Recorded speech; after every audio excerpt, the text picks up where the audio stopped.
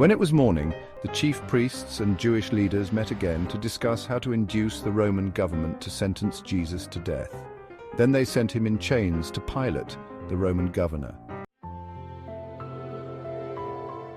About that time, Judas, who betrayed him, when he saw that Jesus had been condemned to die, changed his mind and deeply regretted what he had done, and brought back the money to the chief priests and other Jewish leaders.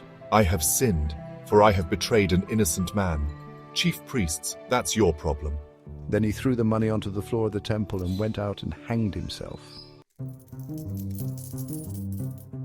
The chief priests picked the money up. Chief priests, we can't put it in the collection since it's against our laws to accept money paid for murder.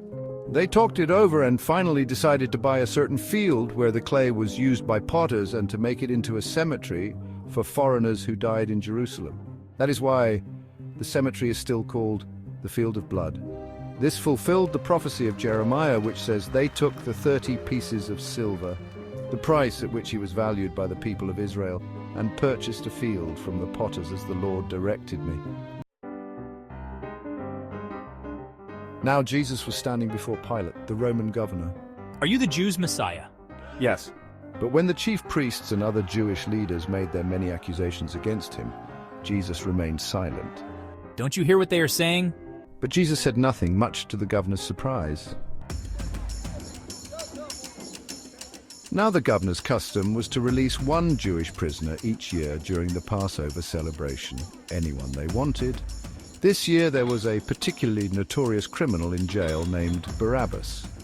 And as the crowds gathered before Pilate's house that morning, he asked them, "Which shall I release to you, Barabbas or Jesus your Messiah?" For he knew very well that the Jewish leaders had arrested Jesus out of envy because of his popularity with the people.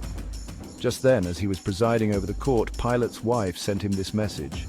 "Leave that good man alone, for I had a terrible nightmare concerning him last night." Meanwhile, the chief priests and Jewish officials persuaded the crowds to ask for Barabbas's release and for Jesus' death. So when the governor asked again, "Which of these two shall I release to you? Crowd, Barabbas. Then what shall I do with Jesus your Messiah? Crowd, crucify him. Why? What has he done wrong?" But they kept shouting, "Crowd, crucify, crucify." When Pilate saw that he wasn't getting anywhere and that a riot was developing, he sent for a bowl of water and washed his hands before the crowd, saying, "I am innocent of the blood of this good man. The responsibility is yours." And the mob yelled back, "Crowd, his blood be on us and on our children." Then Pilate released Barabbas to them, and after he had whipped Jesus, he gave him to the Roman soldiers to be taken away and crucified. But first they took him into the armory and called out the entire contingent. They stripped him and put a scarlet robe on him and made a crown from long thorns and put it on his head, and placed a stick in his right hand as a scepter, and knelt before him in mockery. Hail, King of the Jews! And they spat on him and grabbed the stick and beat him on the head with it. After the mockery, they took off the robe and put his own garment on him again, and took him out to crucify him. As they were on the way to the execution grounds, they came across a man from Cyrene in Africa, Simon was his name, and forced him to carry Jesus' cross. Then they went out to an area known as Golgotha, that is Skull Hill, where the soldiers gave him drugged wine to drink, but when he had tasted it, he refused.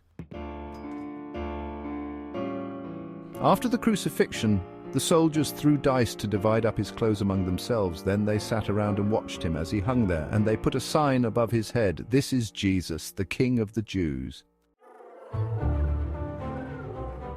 2 robbers were also crucified there that morning, one on either side of him, and the people passing by hurled abuse, shaking their heads at him and saying, "Passerby, so you can destroy the temple and build it again in 3 days, can you? Well then, come on down from the cross if you're the Son of God." And the chief priests and Jewish leaders also mocked him. "Chief priest, he saved others, but he can't save himself. So you are the King of Israel, are you? Come down from the cross and we'll believe you. He trusted God. Let God show his approval by delivering him. Didn't he say, 'I am God's son'?" And the robbers also threw the same in his teeth.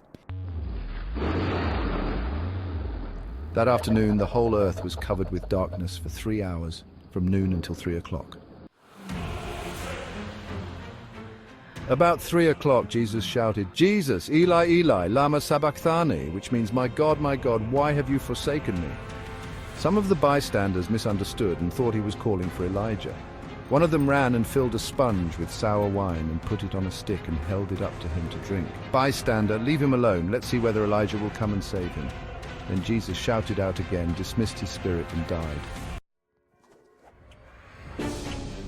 And look, the curtain secluding the holiest place in the temple was split apart from top to bottom, and the earth shook, and rocks broke, and tombs opened, and many godly men and women who had died came back to life again.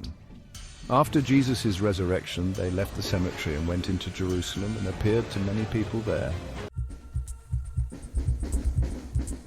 The soldiers at the crucifixion and their sergeant were terribly frightened by the earthquake and all that happened. They exclaimed, "Soldier, surely this was God's son." And many women who had come down from Galilee with Jesus to care for him were watching from a distance. Among them were Mary Magdalene and Mary, the mother of James and Joseph, and the mother of James and John, the sons of Zebedee. When evening came, a rich man from Arimathea named Joseph, one of Jesus' followers, went to Pilate and asked for Jesus' body, and Pilate issued an order to release it to him. Joseph took the body and wrapped it in a clean linen cloth and placed it in his own new rock-hewn tomb and rolled a great stone across the entrance as he left. Both Mary Magdalene and the other Mary were sitting nearby watching. The next day, at the close of the first day of the Passover ceremonies, the chief priests and Pharisees went to Pilate and told him, "Chief priest, sir, that liar once said, 'After 3 days I will come back to life again.'